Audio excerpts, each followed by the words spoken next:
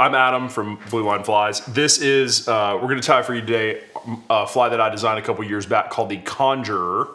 And it's got a great big head on it to really help push water, but also a tail that really swims. It's got two hooks, a rear hook for those bass that are pretty sneaky. A lot of times they might just grab the very back of your fly. So I really like to have that rear hook on there, and a really stout front hook to be able to grab trout, bass, whatever. One of my favorite trout flies, one of my favorite bass flies, and we put it through the ringer. Hopefully it works for you.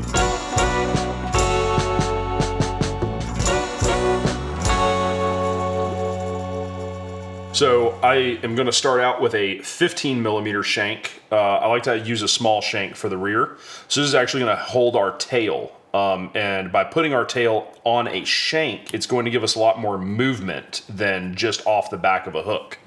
I'm tying this fly in white, so generally I just like to use the same color thread for the fly that I'm tying. So I've got a white thread that we're going to lay down on a 15 millimeter shank.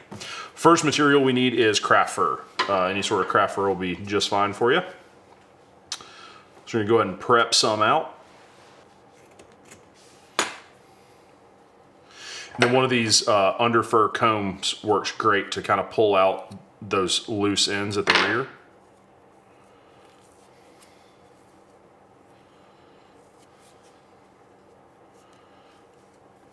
So the very first one I lay down is a tail. I like to use my vise to kind of measure distances. If you always use the same vise for that, it kind of helps you be able to replicate different lengths of materials. So I don't use a lot of hair for that very first tie-in. We're actually going to come in and make it a lot bigger.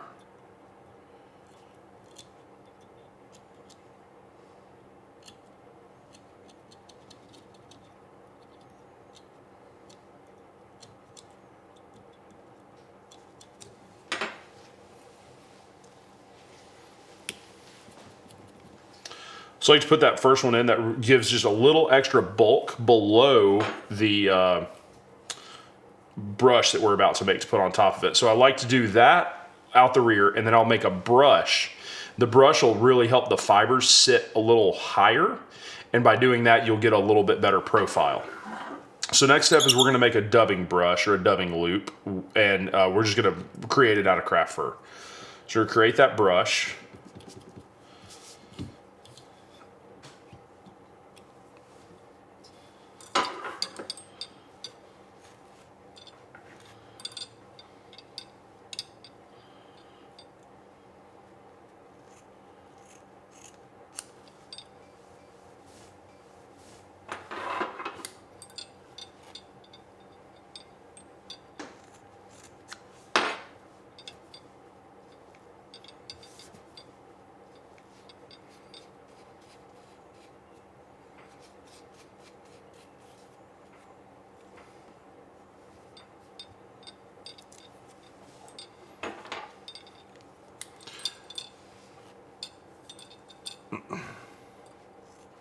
the amount of craft fur that I could go through is just unhealthy. So next step is grab some of this craft fur and go ahead and lay it out. Take those tweezers. I like how long these grips are so that you can really be able to get a good hold of it. Next we're going to tape our dubbing spinner. We're going to let that weight of this thing be able to pinch the material in here.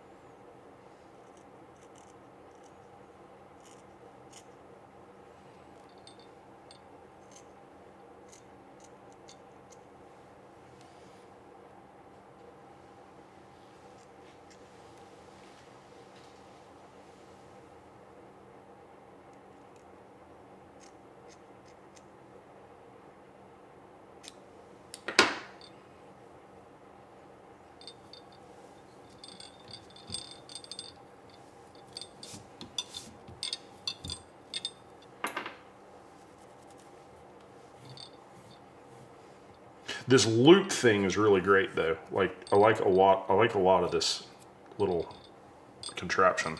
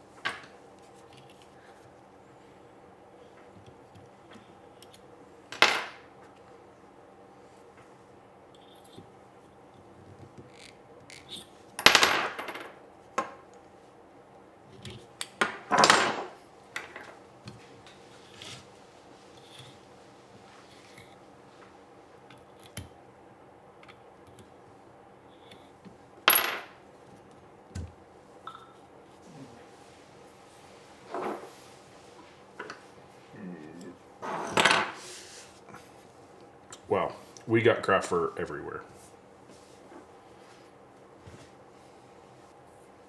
So next we're going to add a stinger hook to this fly. So take any hook that you like. I like a wide gap with a short shank. So we'll slap that in our vise and go ahead and dress it with your thread. Just go ahead and get that started.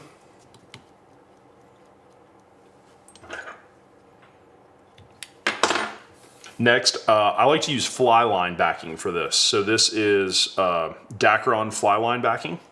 Head into your local fly shop. Usually if you ask for just a little bit of it, they'll probably just give it to you for free, but it's very cheap if you just buy it by the foot as well. So just pick up a little bit of fly line backing.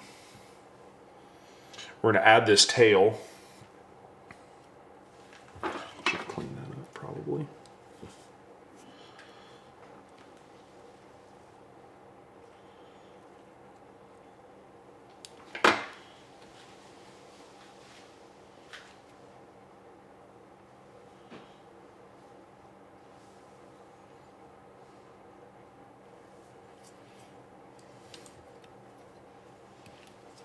Now, of course, because we don't have any hook in here, we're really not going to have very much weight at all. So we don't need a super strong connection to our tail.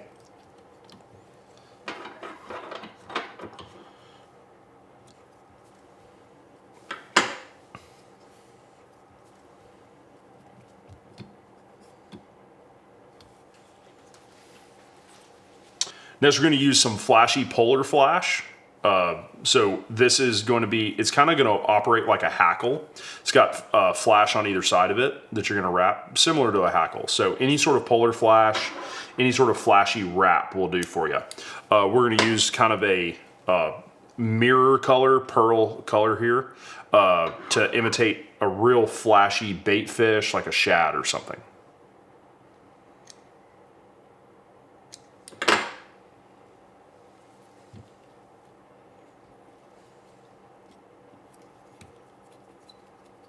We're not going to wrap all the way forward. We want to leave a little bit of space there. We're going to add a schlappen feather at the end of this, so we want to make sure we leave enough room for a couple hackle wraps.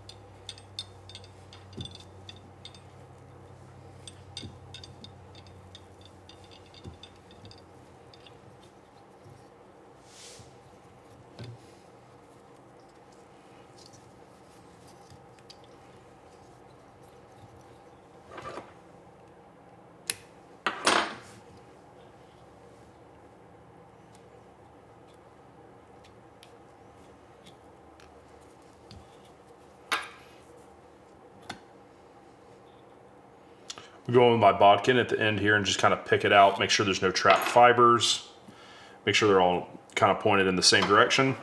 Then, because we're gonna taper this fly from the tail kind of up towards the head, like you'd see a baitfish tapered, we're going to take our scissors in and trim this down. So the easiest way to do this is kind of hold the tail how it would be in the water and come in and trim kind of along a similar line.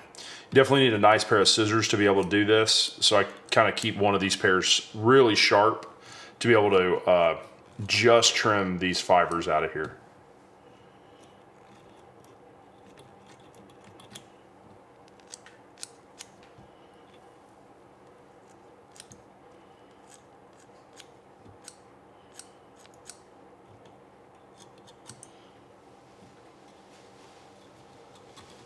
So once you got that trimmed down, we're gonna grab some schlappen.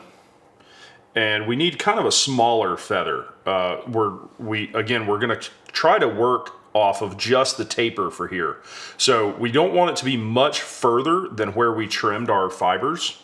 So before you even pick one off the whole hank here, you can kind of come in and lay out those feathers to kind of gauge about how long they're gonna be. So that one looks pretty good there.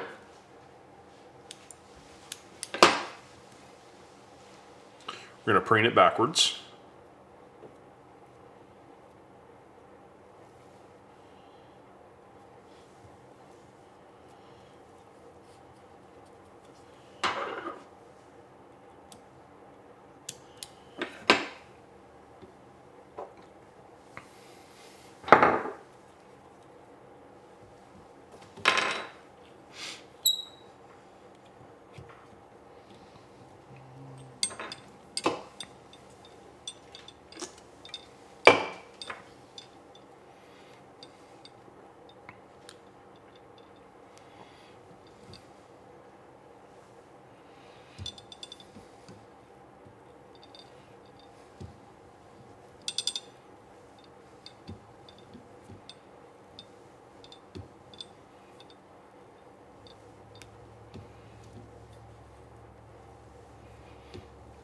So when you lay these fibers down, you don't want it to be a lot longer than your flash that you put in.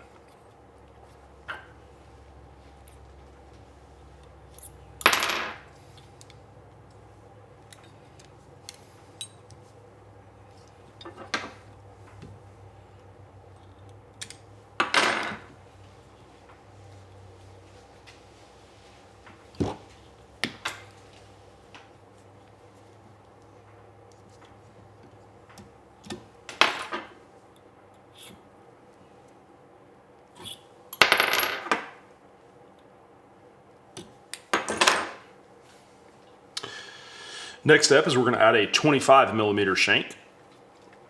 Of course, if you want to tie yours a little smaller or larger, you can adjust the shank sizes as well. Found these are pretty easy to take your bodkin to start it and then slide it down onto the hook eye.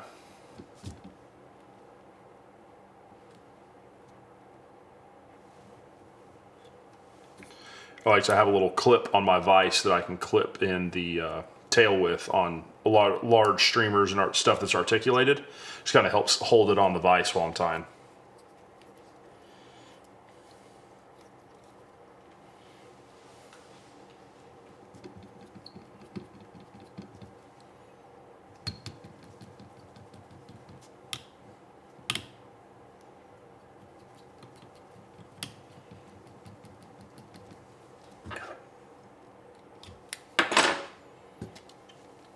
Going back over to the polar chenille, and we're going to go ahead and tie in another round of this. I really do like this stuff because it's pretty much waterproof. With the amount of flash here, it doesn't hold water. So even though this is a really big fly, it still is able to cast pretty well. And again, we're going to leave some room for that schlappen wrap at the front.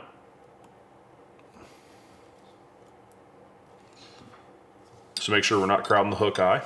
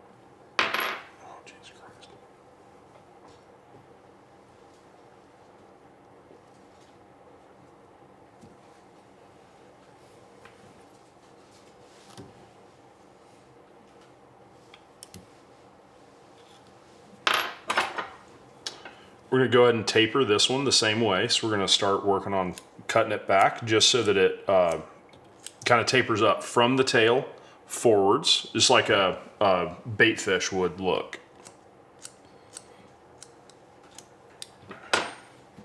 Next, we need to pick another slopping feather.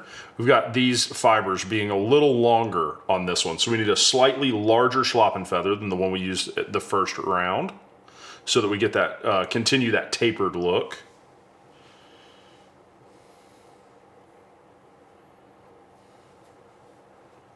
And it looks like I've used all the good ones out of here.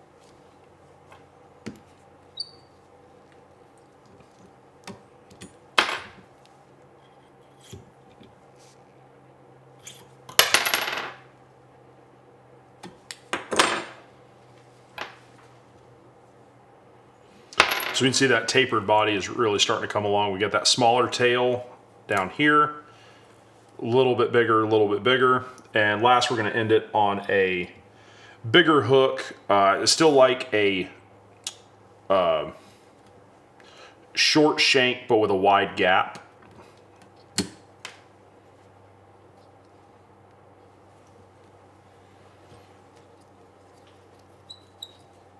Go ahead and dress this one with your thread.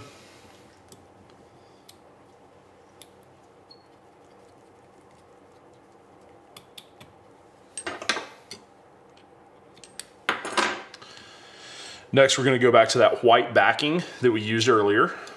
But this time, remember, since we do have that rear hook, if a fish grabs that rear hook, it's going to put pressure on this piece of backing. So we need to make sure that we tie it in really well. So I like to leave some extra hanging out over the front. Come rearwards with it and go ahead and thread the tail of your fly on.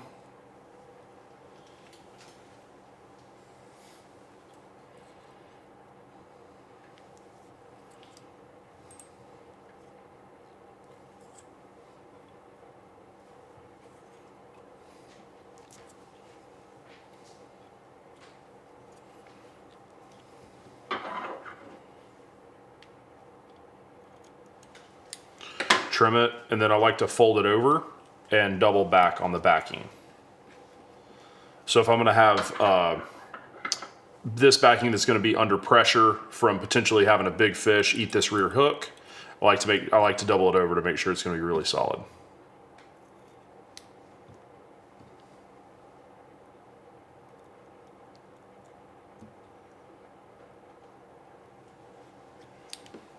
Well, at least cut that.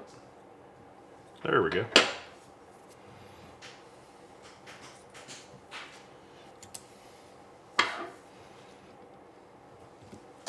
Next up is I like to add a little bit of weight to the front of this. So we're gonna add some wire wrap to it. This is pretty thick wire wrap. It's 0.35.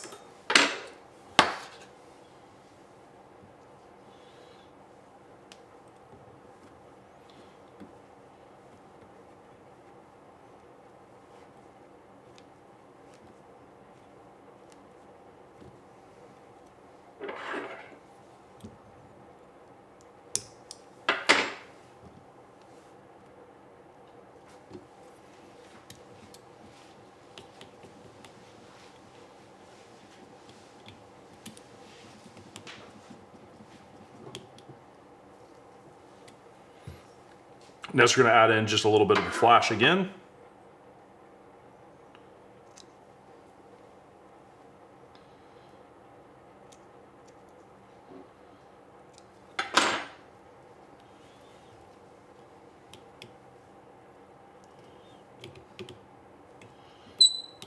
And only come about halfway down because remember we're going to make our head here at the end. We need to pause real quick and put some more.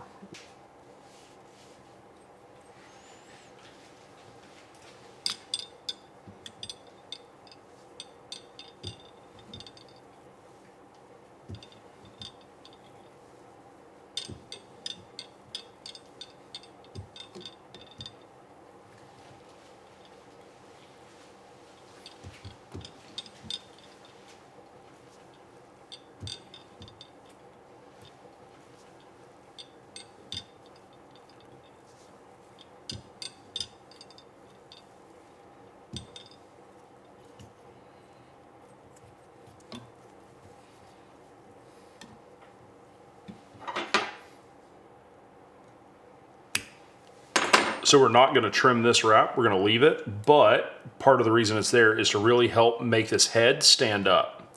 So last, we're going to end it with a streamer brush. So any sort of big, kind of puffy white streamer brush that you like will be just fine. But we're going to tie that in here. And that's going to be our head to finish the fly with.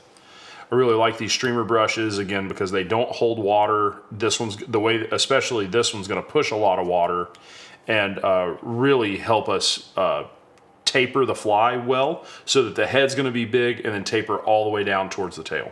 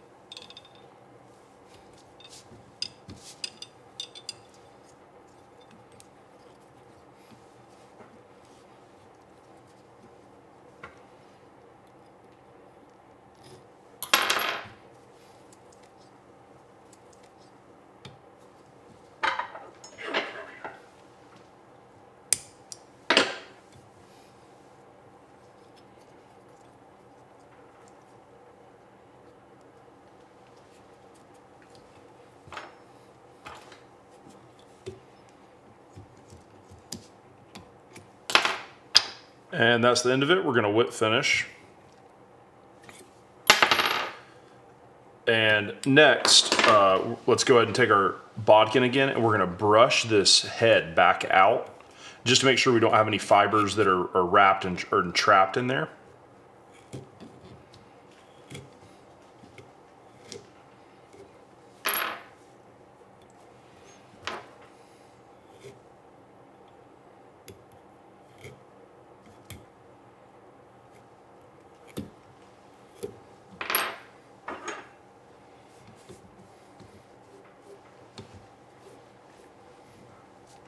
And then the last thing we're going to go is we're going to come in and kind of trim this in a little bit of a cone shape at the front of it to get a taper coming back this way. So that overall the fly is going to taper up and then down.